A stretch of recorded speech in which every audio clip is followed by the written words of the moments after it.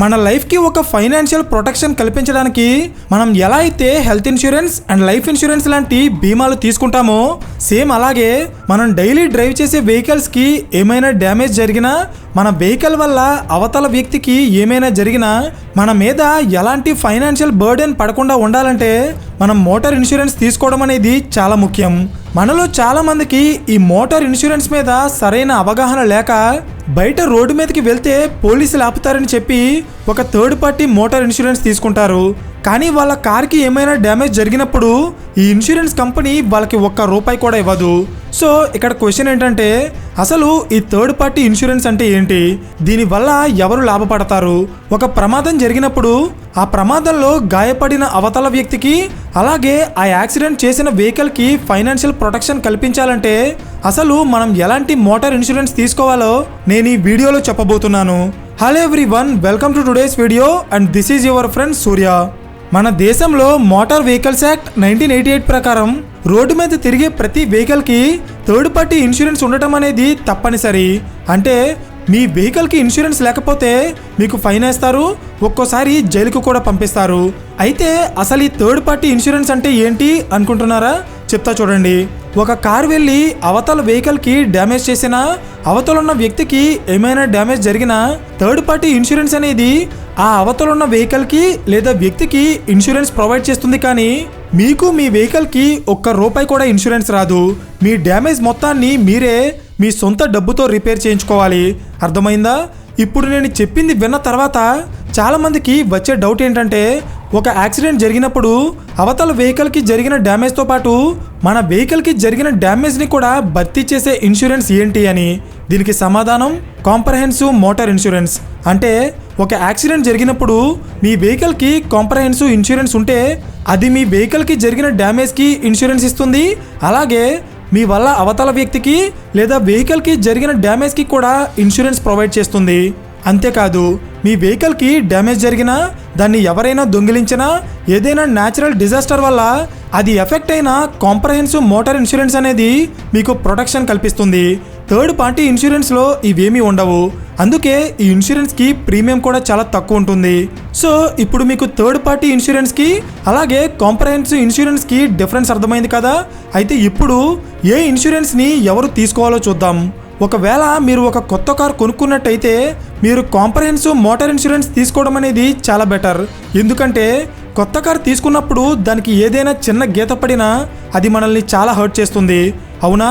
And దాన్ని repair చేయించడానికి కూడా మనకి చాలా డబ్బు ఖర్చు అవుతుంది. సో ఇక్కడ పాయింట్ ఏంటంటే ఎవరైతే కొత్త కార్ కొనుక్కుంటారో లేదా డైలీ కార్లో ఎక్కువ దూరం ట్రావెల్ చేస్తారో వాళ్ళు కాంప్రహెన్సివ్ కార్ ఇన్సూరెన్స్ తీసుకోవాలి. ఎందుకంటే వాళ్ళ కార్ డ్యామేజ్ అవ్వడానికి అలాగే డ్యామేజ్ అయితే ఎక్కువ బిల్ రావడానికి కూడా చాలా ఎక్కువ ఛాన్సెస్ ఉంటాయి. అయితే మరి థర్డ్ పార్టీ కార్ ఇన్సూరెన్స్ని ఎవరు తీసుకోవాలంటే ఒకవేళ మీ దగ్గర పాత కారు ఉండి దాన్ని కేవలం ఒక స్టేటస్ సింబల్గా చూస్తూ అప్పుడప్పుడు ఫ్యామిలీతో బయటికి వెళ్ళడానికి మాత్రమే మీరు దాన్ని యూజ్ చేస్తున్నట్టయితే, అంటే మెజారిటీ టైంలో ఆ కార్ ఇంట్లోనే ఉంటే అలాంటప్పుడు మీరు థర్డ్ పార్టీ ఇన్సూరెన్స్ తీసుకోవాలి. ఎందుకంటే మీ కార్కి డ్యామేజ్ అవ్వడానికి కానీ లేదా యాక్సిడెంట్ అవ్వడానికి కానీ చాలా తక్కువ ఛాన్సెస్ ఉంటాయి. అండ్ ఈ థర్డ్ పార్టీ ఇన్సూరెన్స్ తీసుకుంటే బయట మిమ్మల్ని ఏ పోలీస్ ఆఫీసర్ కూడా ఆపరు. సో ఇక్కడ మీరు గుర్తుపెట్టుకోవాల్సిన విషయం ఏంటంటే థర్డ్ పార్టీ ఇన్సూరెన్స్తో పోలిస్తే కాంప్రహెన్సివ్ ఇన్సూరెన్స్ యొక్క ప్రీమియం అనేది చాలా ఎక్కువ ఉంటుంది. అందుకే ఈ ప్రీమియంని తగ్గించుకోవడానికి మీరు పే యాజ్ యూ డ్రైవ్ అనే ప్లాన్ని చూస్ చేసుకోవాలి. అంటే మన దేశంలో చాలామంది కార్ ఓనర్స్ సంవత్సరానికి కేవలం 10,000 నుండి 12,000 కిలోమీటర్స్ మాత్రమే డ్రైవ్ చేస్తున్నారు. So pay as you drive అనే ప్లాన్ ద్వారా మీరు సంవత్సరంలో డ్రైవ్ చేసే డిస్టెన్స్ని బేస్ చేసుకుని మీ ప్రీమియంని తగ్గించుకోవచ్చు. అంటే మీరు ఎంత తక్కువ డ్రైవ్ చేస్తే మీ ప్రీమియం కూడా అంతే మొత్తంలో తగ్గుతుంది. ఈ ప్లాన్ ద్వారా మీరు మీ బేస్ ప్రీమియంని తగ్గించుకోవడం మాత్రమే కాదు, zero depreciation and engine protection లాంటి యాడ్-ఆన్స్ యొక్క ప్రీమియం కూడా తగ్గుతుంది. ఒకవేళ మీరు డ్రైవ్ చేసే కిలోమీటర్స్ తగ్గితే దాన్ని టాపప్ కూడా చేసుకోవచ్చు. ఫర్ ఎగ్జాంపుల్ మీరు యూజ్ చేయని మొబైల్ డేటా రోల్ ఓవర్ అనే ఫ్యూచర్ని యూజ్ చేసి ఎలా అయితే నెక్స్ట్ మంత్కి క్యారీ ఫార్వర్డ్ చేసుకుంటున్నారో సేమ్ అలాగే మీరు డ్రైవ్ చేయని కిలోమీటర్లని కూడా నెక్స్ట్ ఇయర్కి క్యారీ ఫార్వర్డ్ చేసుకోవచ్చు. రీసెంట్ టైమ్స్లో కోవిడ్ రావడం వల్ల వర్క్ ఫ్రమ్ హోమ్ కల్చర్ బాగా పెరిగి చాలా మంది ఇంటి నుండి వర్క్ చేయడం వల్ల వాళ్ళ వెహికల్స్ని పెద్దగా యూజ్ చేయడం లేదు. సో అలాంటి వాళ్ళకి ఈ పే యాజ్ యూ డ్రైవ్ అనే ప్లాన్ బాగా యూజ్ అవుతుంది. అయితే ఒక బెస్ట్ కార్ ఇన్సూరెన్స్ ఎక్కడ దొరుకుతుంది అనే డౌట్ మీకు రావచ్చు. దీనికి సమాధానం పాలసీ బజార్. ఇక్కడ మీరు కార్ ఇన్సూరెన్స్ తీసుకుంటే మీరు 85% వరకు సేవ్ చేసుకోవచ్చు. వీళ్ళు మీకు పేపర్ వర్క్ లేకుండా పాలసీ ప్రొవైడ్ చేయడంతో పాటు free roadside or breakdown assistance, 24/7 claim support and accidental డ్యామేజెస్కి కవరేజ్తో పాటు క్యాష్లెస్ గ్యారేజ్ ఫెసిలిటీస్ కూడా వీళ్ళు ప్రొవైడ్ చేస్తున్నారు. ఈ పాలసీ బజార్ వెబ్సైట్లో 20 కంటే ఎక్కువ కంపెనీలు కస్టమర్స్కి ఇన్సూరెన్స్ ప్రొవైడ్ చేస్తున్నాయి. సో వీటన్నింటినీ మీరు కంపేర్ చేసుకొని ఒక బెస్ట్ కార్ ఇన్సూరెన్స్ తీసుకోవచ్చు. వీటితో పాటు వీళ్ళు zero depreciation cover, engine protection cover, return to invoice cover and no claim bonus cover లాంటి ఎన్నో ఆప్షన్స్ని ప్రొవైడ్ చేస్తున్నారు.